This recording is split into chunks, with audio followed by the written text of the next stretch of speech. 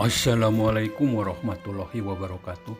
Alhamdulillahirabbil alamin wassalatu wassalamu ala israfil anbiya'i wal mursalin wa ala alihi washabihi ajmain amma ba'du. Selamat malam guys, selamat berjumpa bersama saya di Tatang Ciwidey Channel. Kali ini saya akan menyampaikan informasi perihal tausiah. Kajian rutin bulanan Arbaun An-Nawawiyah Part 1 yang disampaikan oleh Ustadz Muhammad Munzir. Untuk selanjutnya, silakan ikuti video saya sampai tuntas. Assalamualaikum warahmatullahi wabarakatuh. Innal hamdalillah nahmaduhu wa nasta'inuhu wa nastaghfiruh wa na'udzu billahi min shururi anfusina wa min sayyiati a'malina. Man yahdihillahu fala mudilla lahu wa man yudlil fala hadiya lahu. Asyhadu an la ilaha illallah wahdahu la syarika lahu wa asyhadu anna Muhammadan abduhu wa rasuluhu la nabiyya ba'dahu. Amma ba'd. Bersyukur kepada Allah Subhanahu wa taala di hari ini kita sekalian diberikan kesempatan untuk dapat hadir di majelis ilmu setelah kita melaksanakan sebagian dari tugas kita melaksanakan sholat maghrib berjamaah.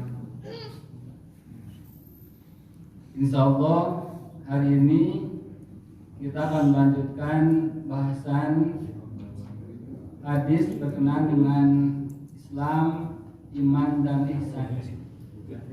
Alhamdulillah Ustadz Muhammad Munzir sudah hadir di tengah-tengah kita sekalian untuk melanjutkan kajian tersebut. Dan untuk menghemat waktu, kita akan langsung saja.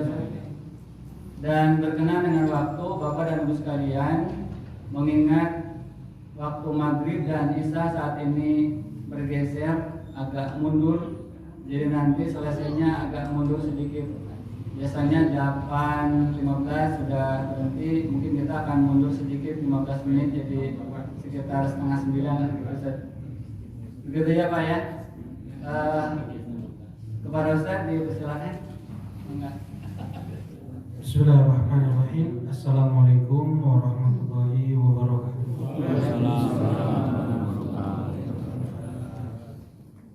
Innal hamdalillah nahmaduhu wa nasta'inuhu wa nastaghfiruh wa na'udzu billahi min shururi anfusina wa min sayyiati a'malina. May yahdihillahu fala mudilla lahu wa may yudlil fala hadiya lahu. Asyhadu an la ilaha illallah wahdahu la syarika lahu wa asyhadu anna Muhammadan abduhu wa rasuluh sallallahu alaihi wa ala alihi wa sahbihi wa sallama tasliman katsira amma ba'd. Qala Allah Ta'ala fil Qur'anil Karim, ya ayyuhalladzina amanu taqullaha wa qulu qawlan sadida yuslih lakum a'malakum wa yaghfir lakum dhunubakum wa may yuti'illaha wa rasulahu faqad faza fawzan 'azima. Alhamdulillah kita bersyukur dan terus kita bersyukur kepada Allah Subhanahu wa taala yang telah melimpahkan kepada kita nikmat demi nikmatnya tiada henti, tiada saat, detik, siang dan malam yang kita lalui sejak kita berupa janin sampai saat ini kecuali kita tenggelam di dalam nikmat Allah. Wa ma bikum min ni'matin faminallah. Apapun nikmat yang sampai kepada kalian, semua itu datangnya dari Allah. Wa in ta'uddu nikmatallahi la tuhsuha. Andaikan kalian mencoba untuk menghitung nikmat Allah, niscaya kalian tidak akan dapat menghitungnya. Nikmat oksigen yang kita hirup, makanan yang kita makan, pakaian yang kita pakai, harta, panca indera, keluarga, akal, lisan, matahari, tanah yang kita pijak, bahkan untuk bisa membalikkan kelopak mata dari bangun tidur kita adalah nikmat yang besar. Bagaimana andaikan Allah Subhanahu wa taala takdirkan dia tidak bisa lagi membalikkan kelopak matanya, atau tidak bisa lagi dia menutup kelopak matanya, ya. Dan nikmat terbesar Allah yang Allah berikan kepada kita adalah nikmatul Islam, adalah nikmatul iman. Dipastikan tanpa iman mustahil seseorang untuk masuk ke dalam surga Allah. Allah haramkan setiap musyrik untuk masuk ke dalam surga Allah, sebagaimana firman-Nya, innahu man yusyrik billah faqad harramallahu alaihi jannah wa ma'wahu an-nar wa ma lidh-dhalimina min ansar. Sesungguhnya mereka yang mati musyrik, Allah haramkan untuk mereka surga, dan Allah jadikan tempat kembali mereka neraka, dan tidak ada seorang pun penolong untuk mereka di hari kiamat. Orang-orang musyrik yang menyembah Allah, menyembah juga Nabi Muhammad, menyembah Allah, dia sembah juga Nabi Isa, menyembah Allah juga dia menyembah Uzair. Wa qalatil yahud Uzair ibnullah wa qalatil nasara al-masih ibnullah. Berkata orang-orang Yahudi Uzair putra Allah, berkata orang-orang Nasara Nabi Isa putra Allah. Dan Rasulullah telah memperingatkan kita, la tutruni kama atratin nasara Isa bin Maryam, innama ana abdun faqulu abdullahi wa rasuluh. Jangan kalian berlebih-lebihan terhadapku, yang mencintai Rasulullah berlebih-lebihan sampai menyetarakan Rasulullah dengan Allah. Jangan kalian berlebih-lebihan terhadapku sebagaimana orang-orang Nasara mereka telah berlebih-lebihan terhadap Isa ibnu Maryam. Sesungguhnya aku ini hanyalah seorang hamba, maka katakanlah hamba Allah dan Rasulnya. Ya, ada saja yang menyembah Nabi Muhammad, banyak kelompok sekte di Afghanistan, Pakistan, di Bangladesh, daerah-daerah sana, negeri-negeri sana yang menyembah Nabi Muhammad. Ya, selain menyembah Allah, menyembah Nabi Muhammad. Orang-orang Nasara, selain mereka menyembah Allah, mereka menyembah Nabi Isa. Orang-orang Yahudi, selain mereka menyembah Allah, mereka menyembah Uzair. Ada juga dari kalangan kaum muslimin, selain mereka menyembah Allah, menyembah juga Nabi Muhammad. Sampai mereka namakan anak-anak mereka dengan Abdul Muhammad, Abdul Mustafa, Abdul Nabi, Abdul Rasul, hamba Nabi, hamba Mustafa, hamba Rasul, hamba Nabi. Ya, yang seharusnya kita hanya menghambakan nama kepada nama-nama Allah, Abdullah, Abdul Aziz, Abdul Jabbar, Abdul Karim, Abdul Rahman, Abdul Rahim, dan yang lainnya. Alhamdulillah, nikmat besar pula di malam ini Allah perkenankan kita untuk bermajlis di rumahnya, bermajlis dalam majlis ilmu, dalam majlis ibadah. Mudah-mudahan Allah Subhanahu wa taala terima amal ibadah kita, dan mudah-mudahan menjadi sebab dipermudahnya langkah kaki kita menuju surga Allah Subhanahu wa taala. Insyaallah pada kesempatan malam ini kita akan melanjutkan ya hadis kedua dalam kitab Al-Arba'un An-Nawawiyah, yaitu masih hadis Jibril, ya, kisah tentang datangnya Jibril alaihi salatu wasallam kepada Nabi Muhammad sallallahu alaihi wasallam. Beliau bertanya tentang Islam. Rasulullah menjawab apa, Pak? Ketika Rasulullah ditanya tentang apa itu Islam, Rasulullah jawab dengan iman. Islam itu adalah rukun Islam ya 5. Ya, Rasulullah menjawab dengan rukun Islam yang 5: syahadat, sholat, zakat, puasa, haji. Kemudian Rasulullah Shallallahu Alaihi Wasallam, kemudian Jibril Alaihi Wasallam mengatakan, sadaqta, engkau benar ya Muhammad. Fa'ajibna lahu yas'aluhu yusaddiquh. Para sahabat terheran-heran. Orang ini bertanya, tetapi dia juga yang membenarkan jawaban Nabi Shallallahu Alaihi Wasallam. Ya, memang Jibril mengajukan pertanyaan agar Rasulullah menjawab, sehingga jawaban tersebut menjadi ilmu untuk para sahabat di saat itu. Nah, di sini boleh seseorang sudah tahu sebenarnya jawabannya, tetapi dia ingin menyampaikan ilmu tersebut kepada para sahabat-sahabatnya. Dia tanyakan pertanyaan tersebut, kemudian dengan penjelasan dari pertanyaan tersebut menjadi ilmu bagi yang lain. Nah, ini sudah dilakukan oleh Jibril alaihi salatu wassalam kepada Rasulullah sallallahu alaihi wasallam. Nah, kita lanjutkan. Qala fa akhbirni 'anil iman. Kemudian Jibril melanjutkan pertanyaannya, fa akhbirni 'anil iman. Beritahukan kepadaku ya Muhammad apa itu iman. Kemudian Rasulullah menjawab, qala antumina billah wa malaikati wa kutubi wa rusuli wal yaumil akhir wa tu'mina bil qadar khairihi wa syarrihi. Rasulullah menjawab dengan rukun iman yang nah, inilah dalilnya Pak ya. Ini dalilnya. Rukun iman itu ada 6. Kata Rasulullah ketika beliau ditanya tentang apa itu iman, Rasulullah menjawab, iman engkau beriman kepada Allah, kepada malaikat-malaikatnya, kepada kitab-kitabnya, kepada rasul-rasulnya, kepada hari akhir, engkau beriman terhadap takdir yang baik apa yang buruk. Nah, banyak ya di antara kaum muslimin mereka yang belum tahu dalil tentang rukun iman yang 6, rukun Islam yang 5. Alhamdulillah, hadis Jibril, hadis kedua dalam kitab Al-Arba'un An-Nawawiyah adalah dalil bahwasanya rukun Islam itu 5, rukun iman itu ada 6. Kita bahas apa itu iman, kemudian bagaimana rukun iman yang 6 itu. Al-iman, apa itu iman? Al-iman lughatan secara bahasa adalah al-tasdiq ma'al iqrar. Iman secara bahasa adalah pembenaran dengan mengikrarkan, membenarkan dan mengikrarkan. Ini secara bahasa iman. Secara istilah bagi ahlu sunnah wal jamaah, ini perlu ada sedikit perbedaan antara ahlu sunnah wal jamaah dengan selain mereka. Ahlu sunnah wal jamaah mereka mengatakan bahwasanya iman adalah i'tiqadun bil janan wa qaulun bil lisan wal amalu bil arkan yazidu bi ta'atir rahman wa yanqusu bi ta'ati syaitan.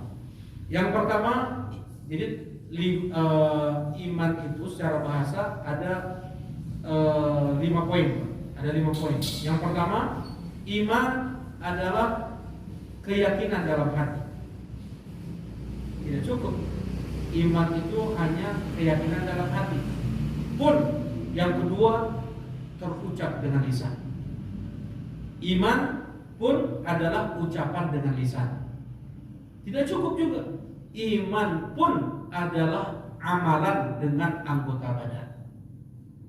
Iman terkadang dia bertambah kuat imannya ketika dia taat kepada Rahman, kepada Allah. Dan terkadang turun imannya ketika dia taat pada setan. Ya, jadi iman itu 5 hal ini harus semuanya ada. Ya, maksudnya definisinya ya 5 ini. Yang pertama adalah iman itu keyakinan dalam hati, kemudian ucapan dengan lisan, kemudian amalan dengan anggota badan. Iman bisa bertambah, bisa berkurang. Terkadang kuat iman seseorang, rajin sholatnya, kuat istighfar tawakalnya, taubatnya, dia bertambah imannya ketika taat kepada Allah. Terkadang kurang iman yang khilaf, dia jatuh dia pada maksiat, berkurang imannya ketika dia taat pada setan. Baik, kita sedikit jelaskan ya. Mana dalil bahwasanya iman itu keyakinan dalam hati, ucapan dengan lisan, amalan dengan anggota badan? Adalah hadis Nabi sallallahu alaihi wasallam. Rasulullah sallallahu alaihi wasallam telah bersabda, al-imanu bid'un wa sittuna syu'bah. Iman itu mempunyai 60 lebih cabang. Ya, cabang iman itu banyak. Kalau untuk permasalahan akidah, permasalahan keyakinan, kembali pada rukun iman yang 6. Tetapi untuk global iman, kata Rasulullah, mempunyai 60 lebih cabang. Afdaluha qaulu la ilaha illallah. Rasulullah mengatakan yang paling puncak dari cabang iman itu adalah ucapan la ilaha illallah. Kita tahu afdalul dzikr adalah la ilaha illallah. Seutama-utama zikir adalah la ilaha illallah. Nah, kata Rasulullah, puncak iman adalah la ilaha illallah. Karena nggak bermanfaat ya, mau baik dia seseorang, mau sholat, mau puasa, mau zakat, mau haji, kalau dia tidak menghakikatkan la ilaha illallah, percuma itu semua. Seseorang ketika jatuh pada syirik, habis semuanya, Pak. Amal ibadah seseorang akan habis ketika dia jatuh pada kesyirikan. Jangankan kita, 18 nabi yang Allah sebut di surat Al-An'am. Ya, di surat Al-An'am Allah menyebutkan ada 18 nabi, nama-nama mereka, kemudian Allah mengakhiri, walau asyraku la habita anhum ma kanu ya'malun. Andaikan mereka semua itu syirik, mereka melakukan perbuatan syirik, mereka mengucapkan kata-kata syirik, gugur seluruh amalan para nabi itu. Mau dakwah, mau sholat, mau puasa, mau zakat, nol. Bahkan mereka terancam masuk dalam neraka. Ini Nabi Rasulullah SAW secara khusus Allah berikan peringatan di surat Az-Zumar, walaqad uhiya ilaika wa ilal ladzina min qablika la in asyrakta la yahbatanna 'amaluka wa la takunanna minal khasirin. Telah diwahyukan kepada engkau ya Muhammad dan kepada rasul-rasul sebelummu ya Muhammad, andaikan engkau Muhammad syirik, jatuh pada kesyirikan, mau itu perbuatan atau ucapan atau hati, terputus seluruh amalanmu, gugur seluruh amalanmu, dan kau akan menjadi orang yang merugi, masuk neraka. Rasulullah SAW. Ya, nah, jadi kata Rasulullah SAW, puncak dari iman itu adalah la ilaha illallah wa adnaha imatatul adha anit thariq. Dan yang paling rendah dari cabang iman adalah menyingkirkan gangguan dari jalan. Menyingkirkan gangguan dari jalan, ada batu di jalan, ada kayu di jalan, ada paku di jalan, ada ranting pohon yang menghalangi jalannya kaum muslimin, harus merunduk kaum muslimin, harus menepis, terkadang kena kepala mata dia, dipotong, itu bagian dari iman. Iman yang paling rendah. Kata Rasulullah, iman yang paling rendah adalah mengambil batu tersebut, disingkirkan ke pinggir. Ada sampah dibuang ke tempat sampah. Gimana kira-kira yang buang sampah sembarangan? Orang yang buang sampah sembarangan, orang yang disebutkan oleh para ulama, orang yang parkir sembarangan, dia membuat gangguan kepada kaum muslimin. Orang yang membuat gangguan pada kaum muslimin, imannya rusak. Karena tadi menyingkirkan gangguan dari jalan saja serendah-rendah iman. Rendah-rendah iman, ya, apalagi yang membuat gangguan di jalan yang kaum muslimin, itu imannya sangat rusak. Dan wal haya syu'batun minal iman, dan malu itu bagian dari iman. Nah, dalam hadis ini Rasulullah menyebut iman itu ucapan. Iman itu adalah yang paling puncaknya tadi apa? Ucapan la ilaha illallah. Berarti iman pun apa? Ucapan, gitu ya Pak ya. Yang paling rendah dari cabang iman tadi apa? Menyingkirkan gangguan dari jalan. Dan menyingkirkan gangguan dari jalan kan bukan pakai mulut ya Pak ya. Sik atau haling gitu kan nggak bisa.